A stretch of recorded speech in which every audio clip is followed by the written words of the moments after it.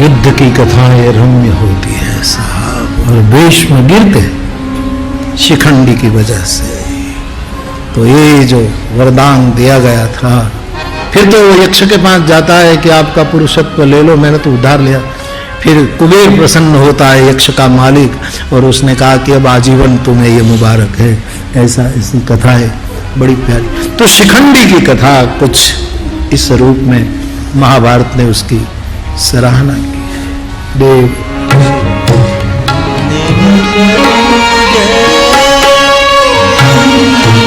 नर सागर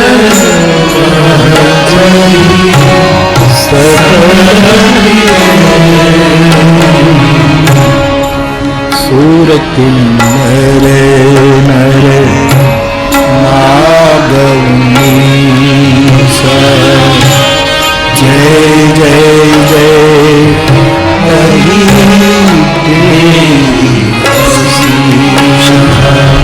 सूर किन्नर नर नागवनी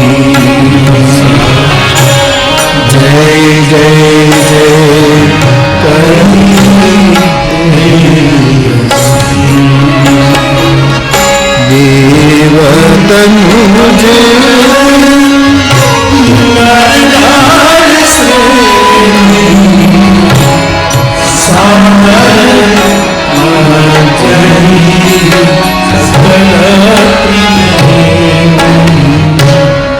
तो मानस किन्नर की कुछ संवाद के रूप में आपसे चर्चा हो रही है। आइए कथा का थोड़ा क्रम आगे लिए चलूं।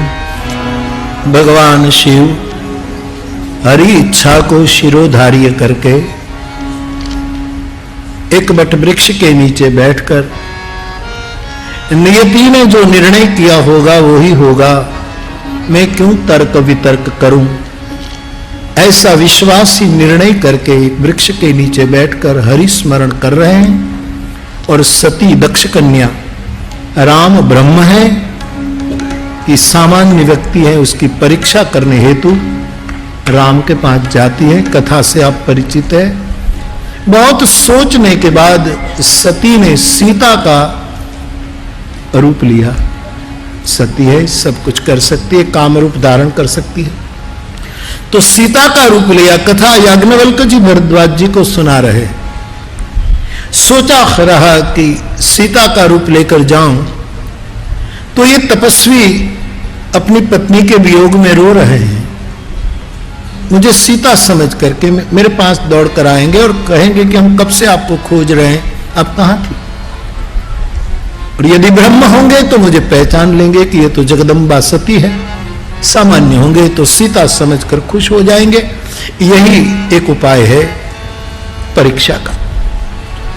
मानसकार का मंतव्य है, सीता का रूप लेकर राम और लक्ष्मण लीला करते हुए जा रहे, वहां सामने से सती सीता के रूप में आती है। असली सीता का क्रम था कि रोज हमेशा राम के पीछे चलना, लेकिन ये नकली सीता राम को पीछे रखकर आगे आगे चली। सीता का एक अर्थ तुलसी ने भक्ति भी किया है।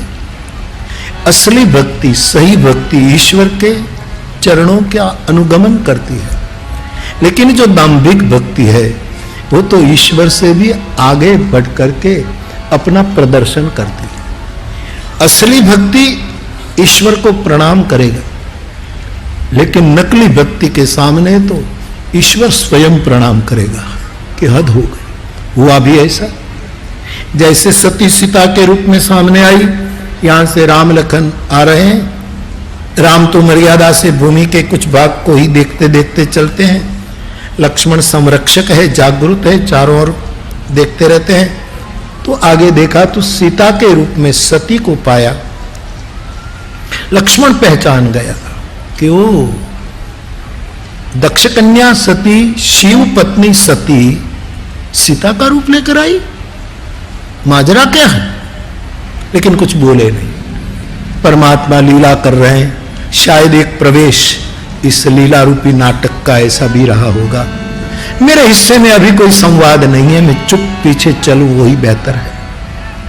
इतने में सती सामने आ गई सीता के रूप में। राम सती को सीता के रूप में देखकर पहचान गए। राम जी ने हाथ जोड़कर प्रणाम किया। मैं दशरथ का आत्मज राम आपको प्रणाम करता हूं। मेरे पिताजी शिवजी कहां हैं? आप अकेली क्यों आई? सती पकड़ी गई। अब तो कोई उपाय नहीं था कुछ बोलने का।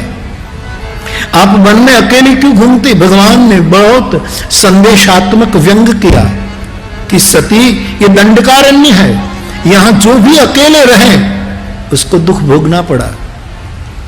यहां रावण अकेला आया तो उसके मृत्यु की घंटी का श्री गणेश हो गया था। चला अकेले जान चढ़ता हुआ, अकेला आया।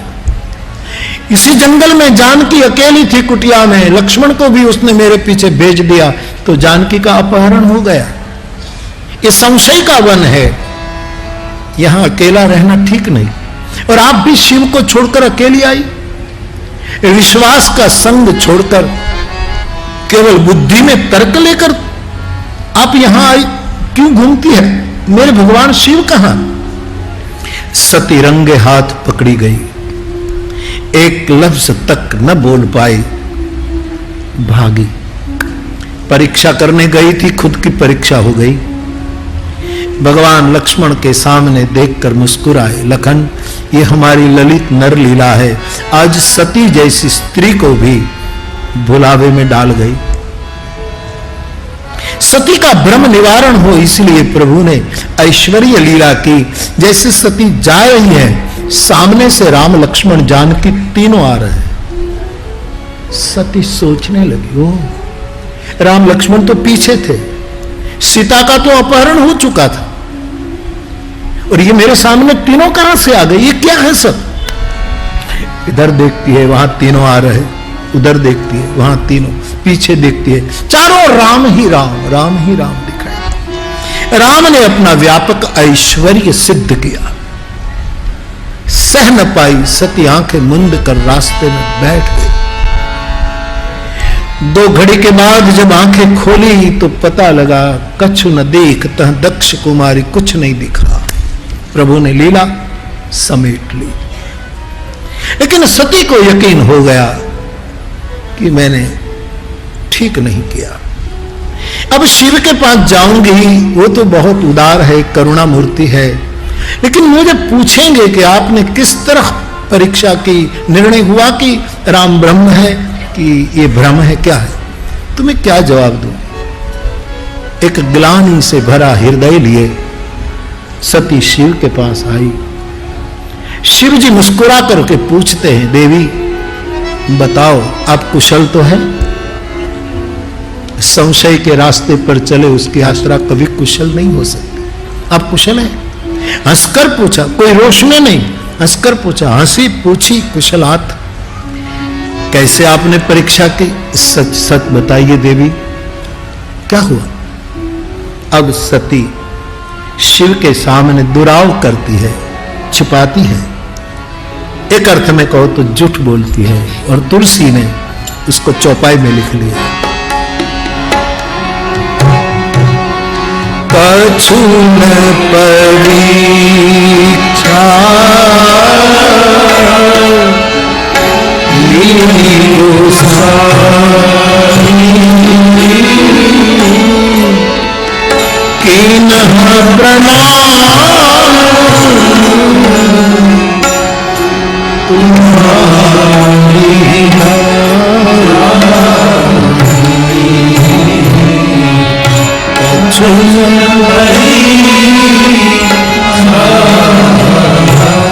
शिव ने पूछा, आपने कैसे परीक्षा की?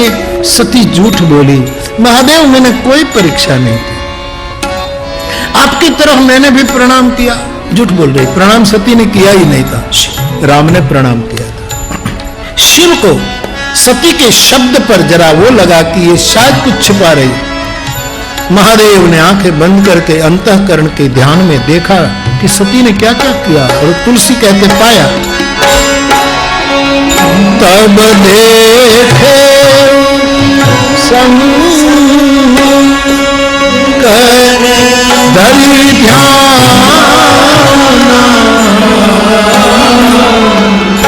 सती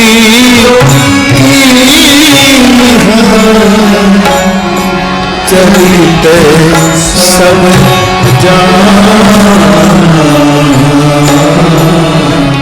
मैं शंकर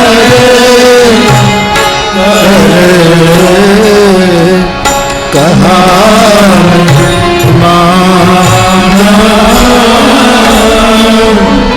निज अज्ञान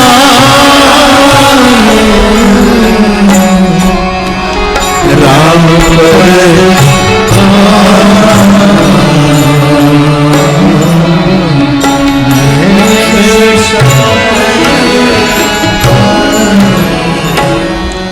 भगवान शिव ने ध्यान में देखा तो सती सीता का रूप लेकर गई।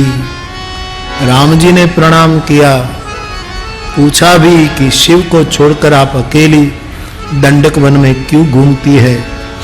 सती जवाब न दे पाई, भाग पड़ी। प्रभु ने ऐश्वर्य दिखाया, सब शंकर ने ध्यान में देख लिया। शिव सोचने लगे कि मेरी पत्नी सती ने जो सीता का रूप लिया, तो सीता तो मेरी मां लगती है। अब सती से जो मैं गृहस्थ जीवन रखूं तो भक्ति मार्ग खंडित हो जाएगा, अनीति हो जाएगी। लेकिन मैं कैसे निर्णय करूं? सती का प्रेम भी तो है, सती का त्याग भी खुद नहीं कर पाए और साथ में भी रखना मुश्किल था भक्ति को अखंड रखने के लिए। तब कहते हैं राम पर छोड़ दिया कि प्रभु ऐसी कश्मकश में मुझे क्या करना चाहिए? मेरे भाई बहन, जब डावाडोल चित्त हो, जब दुचित्त हो, तब जल्दी कोई निर्णय मत करना जीवन में।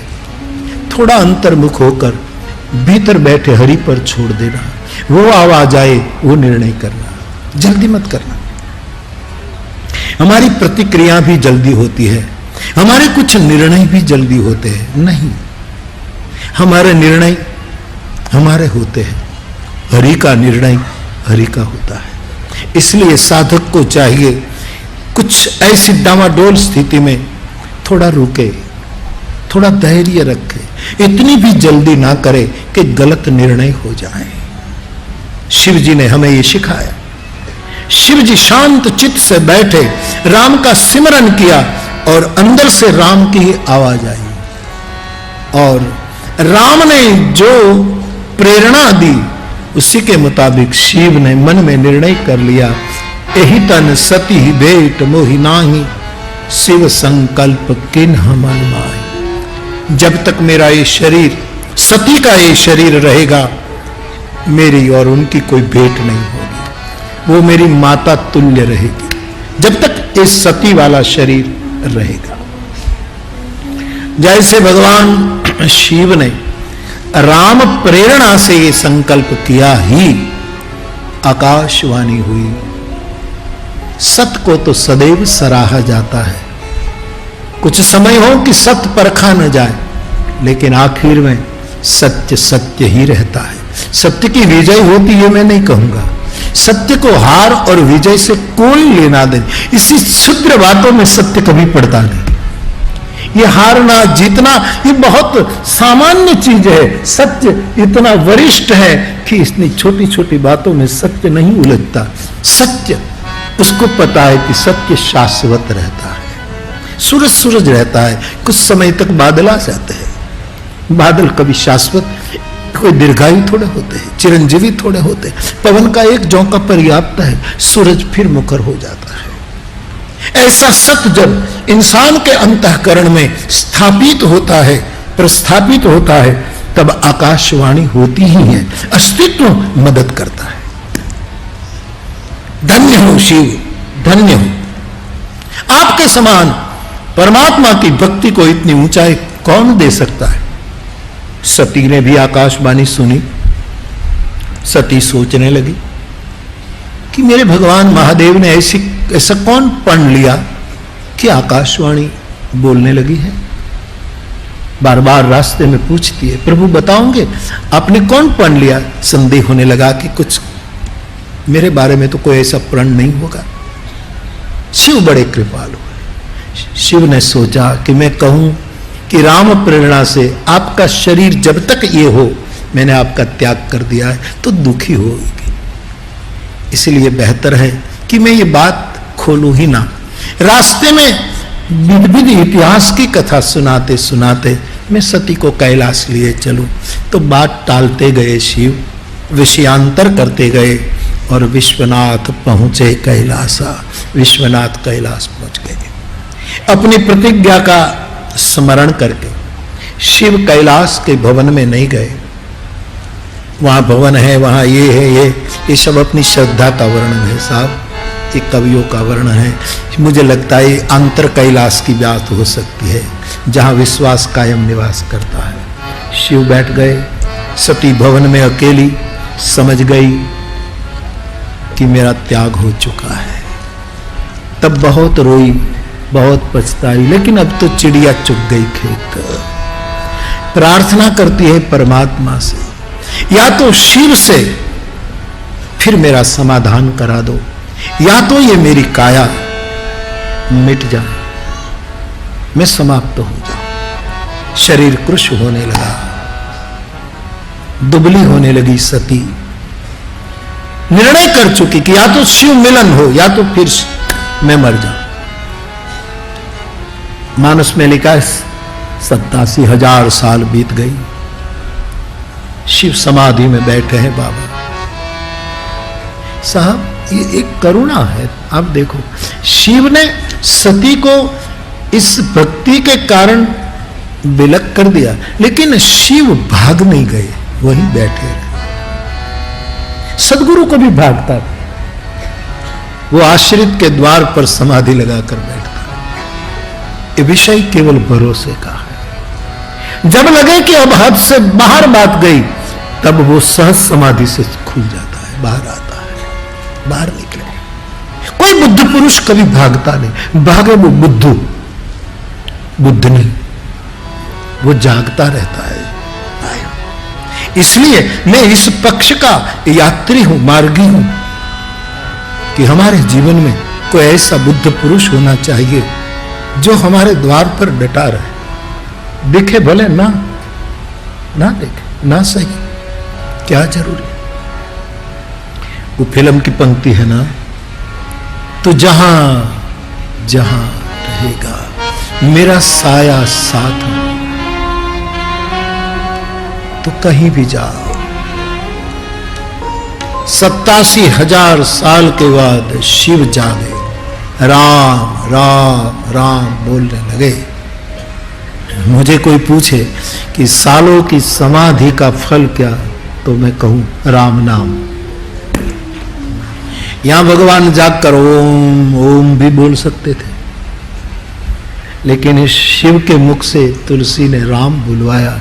मुझे बड़ा संबल मिलता है कि समाधियों का भी कोई, अखंड समाधियों का भी कोई परिणाम हो, जो लोग योगी लोग समाधि, उसका परिणाम है राम नाम।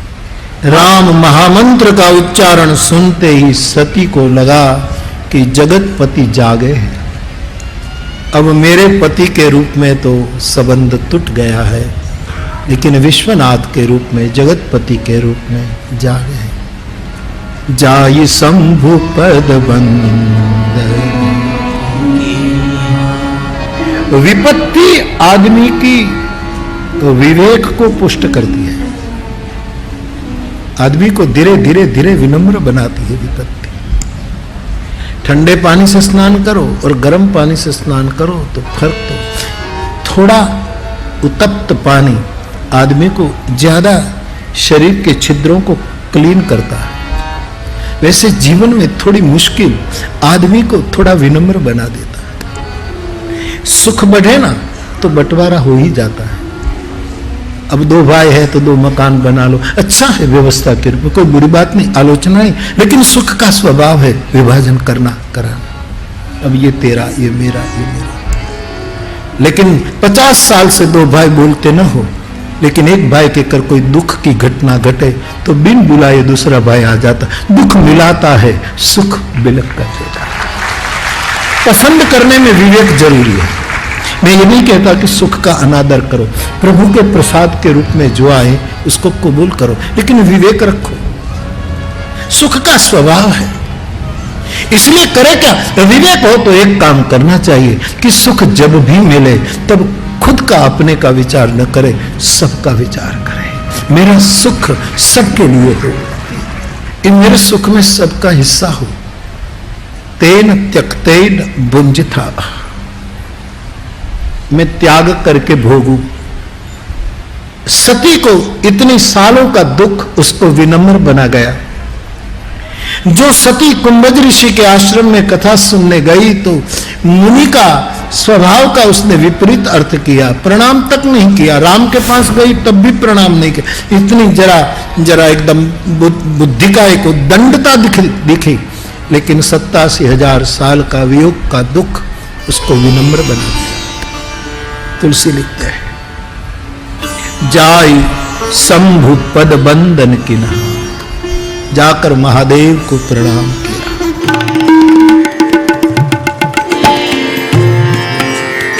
नमस्कार, मैं हूं मानक गुप्ता। अगर आपको हमारा ये वीडियो पसंद आया हो तो इसे लाइक और शेयर जरूर करें, और हां, हमें सब्सक्राइब और फॉलो करना ना भूलें ताकि आप देश और दुनिया की कोई खबर मिस ना करें। तो जुड़े रहिए हमारे साथ और देखते रहिए न्यूज़ 24।